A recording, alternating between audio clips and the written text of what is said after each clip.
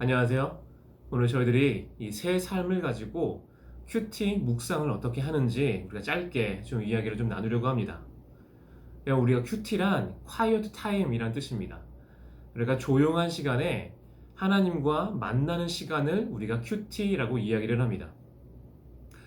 우리가 그리스도인이 된 다음에 이 묵상하는 삶을 우리의 삶의 습관을 가져가는 것은 정말로 중요합니다. 아니 어찌 보면 묵상하는 삶이 시작되지 않으면 그 사람은 사실은 그리스도인이라고 말하기가 힘듭니다. 그게 왜 그러냐 하면 우리가 그리스도인이 되었다라고 말할 때 그리스도인이란 예수님을 믿고 예수님의 십자가의 피 흘리심으로 인해서 우리가 죄사함을 받은 사람들을 그리스도인이라고 우리가 말합니다. 그런데 우리가 예수님이 우리에게 우리의 죄를 사해 주신 이유가 뭘까요?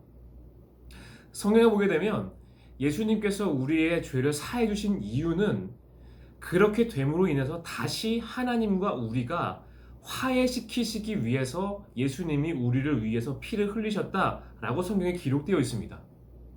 우리가 화해를 왜 하나요?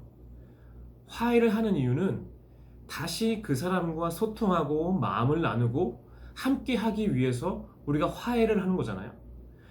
그러니까 예수님으로 인해서 하나님과 우리를 화해시키신 이유는 우리가 다시 하나님과 이야기하고 마음을 나누고 함께 하게 하시기 위해서 예수님이 십자가의 지심으로 인해서 우리와 하나님을 화해시켰다는 겁니다. 여러분, 근데 화해는 했는데 대화도 안 하고 함께 하지 않고 마음을 알려고 하지 않으면 화해한 이유가 없는 겁니다. 화해할 필요가 없었던 겁니다. 그러니까 우리가 이걸 예수님의 핏값을 헛되게 한다, 예수님의 십자가를 헛되게 한다라고 성경에 기록되어 있는 부분입니다. 여러분, 그러니까 우리가 그리스도인이 된 다음에 큐티하는 습관이 사실은 쉽지 않습니다. 하지만 다시 하나님과 우리가 관계를 맺고 대화를 하고 마음을 나누는 시간들을 쌓아나가고 그것을 하지 않으면 그것은 예수님의 십자가를 헛되게 하는 삶이다라는 걸 여러분들이 가장 먼저 아셔야만 하고, 쉽진 않지만 말씀을 가지고 묵상하며 하나님의 음성을 듣는 시간은 우리의 신앙생활에 있어서 어찌 보면 가장 중요한 부분이라고 저는 생각합니다. 여러분들에게도 이 시간들이 하나님과 관계를 맺어가며 대화하는 이 시간들이 열리게 되길 소망합니다. 아마 여러분들에게는 이 큐티에 대해서 이런 생각을 갖고 계실지 모르겠습니다. 하나님이 말씀하시면 당연히 들리고 하나님이 말씀하시는데 내가 왜 안 듣겠습니까? 하나님이 말씀하시지 않으시니까 제가 못 듣는 겁니다 라고 생각하실지 모르겠습니다. 하지만 그렇지 않습니다. 우리가 이 큐티라는 훈련을 해야 하는 이유는 우리가 세상에서 하나님의 음성, 하나님과 대화를 해나갈 때 우리는 마치 정말로 시끄러운 카페에서 친구와 이야기하듯이 하나님과 이야기할 때가 참 많기 때문입니다. 여러분, 정말로 시끄러운 카페에서 이야기하면 어떤가요? 대화 소리가 안 들리죠. 주변이 너무 시끄러워서. 그래서 너무 크게 이야기해도 들릴까 말까 막 얼굴을 찌푸려 가면서 우리가 대화를 하게 되잖아요. 그럴 때 우리가 어떻게 하나요? 장소를 옮겨서 두 사람이 함께 집중할 수 있게 장소를 만들고 시간을 만들어서 그렇게 대화를 시작하잖아요. 그러니까 마치 이 큐티의 시간은 그런 것과 같습니다. 우리가 세상의 소리, 내 마음의 소리, 그리고 하나님의 소리, 그리고 사탄의 소리, 이 모든 것들이 뒤범벅 되어 있는 상황 속에서 우리가 하나님의 음성에 집중하기 위해서 장소와 시간을 정해서 그 시간에서 예수님의 음성에, 하나님의 음성에 귀 기울이는 시간이 큐티의 시간이기 때문입니다. 그래서 큐티의 훈련은 정말로 중요하고, 여러분들이 이 시간들을 통해서 그 훈련들이 점점 쌓여져서 하나님의 음성이 더욱더 선명하게 들리는 일들이 일어나게 되길 소망합니다. 여러분, 큐티를 해나갈 때 큐티하는 자세가 참 중요합니다. 큐티하는 자세를 제가 두 가지만 팁을 오늘 드리려고 합니다. 첫 번째는 큐티를 할 때 그날 나에게 주어주신 본문이 하나님이 나에게 주신 말씀이다라고 믿고 큐티를 하는 겁니다. 여러분, 큐티를 해나갈 때 이런 생각이 들기 쉽습니다. 묵상이 잘 안 되면 이 말씀이 오늘 나한테 주신 말씀이 아닐 수도 있지 라고 여러분 생각할 때 그때 큐티책을 덮게 됩니다. 여러분, 물론 하나님이 다른 말씀으로도 말씀하실 수 있지만 하나님이 제한된 환경 안에서 적어도 오늘 이 말씀을 읽게 하셨다면 이 말씀 속에서 하나님이 나에게 말씀하실 수 있다라고 우리가 믿어야 그 믿음 위에 하나님께서 역사하십니다. 여러분, 신앙은 항상 믿음에서 시작합니다. 여러분, 그러니까 이 믿음을 가지고 그 큐티를 해나가는 것이 정말로 중요합니다. 두 번째는 하나님과 대화하는 자세를 잃어버리지 않는 겁니다. 여러분, 우리가 큐티를 만나는 시간이라고 했잖아요. 그러면 우리가 실제로 그렇게 만나려고 하는 게 중요합니다. 정말로 예수님이 하나님이 내 앞에 계시다라고 내가 믿고 그분을 의식하려고 하고 그분에게 이야기하고 말을 걸고 질문하고 또 그의 마음을 듣는 훈련들이 되어지는 것이 참 중요합니다. 그래서 여러분 큐티를 해나가실 때 궁금한 부분이 있으면 마음으로 주님, 오늘 이런 말씀을 왜 저한테 주시는 거세요? 이 사람은 여기서 왜 이렇게 했을까요, 주님? 주님, 나에게 오늘 이걸 통해 어떤 걸 깨닫기를 원하세요? 이렇게 계속해서 대화하며 기도하며 실제로 만나는 것처럼 우리가 큐티 훈련을 해나가면 언제부턴가는 이제 그것이 자연스럽게 돼서 실제로 대화가 자연스러워지는 시기가 올 겁니다. 어색하더라도 그 훈련을 꼭 하시기를 바랍니다. 여러분, 실제로 큐티를 해나가는 순서에 대해서 제가 간략하게 좀 이야기를 드리겠습니다. 큐티 책을 피시게 되면 가장 먼저 우리가 해야 할 것은 준비 기도입니다. 여러분, 준비 기도가 정말로 중요합니다. 준비 기도는 무엇이냐 하면 실제로 예수님을, 주님을 내 자리에 초청해서 그분을 내가 의식하고 정말로 계시다라고 믿을 만큼 제 마음을 집중해서 그분을 떠올리고 그분이 내 앞에 계시다라고 믿는 기도, 초청하는 기도를 준비 기도입니다. 여기 준비 기도가 참 중요한 부분이어서 좀 충분하게 시간을 가지고 마음을 가지고 기도하는 것이 참 중요합니다.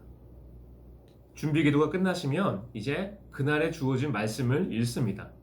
말씀을 읽을 때 천천히 2번 정도, 3번 정도 말씀을 쭉 읽어 내려갑니다.